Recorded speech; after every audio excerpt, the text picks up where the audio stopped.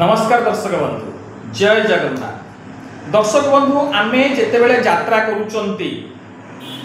बारंबार रास्ता रे हमर विघ्नता होउची जो काम पाई जाउचंती से काम रे मध्य आमे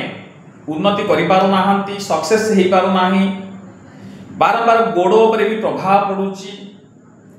एवं खंडिया खाबर जोग आसुची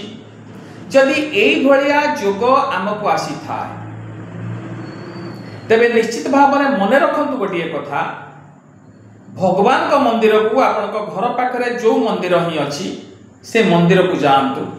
तांकर लगी चंदन से चंदन टिके लगे ठाकुर पाखे लगे से टिके आणतु एवं मुंडरे टिके लगे दिंतु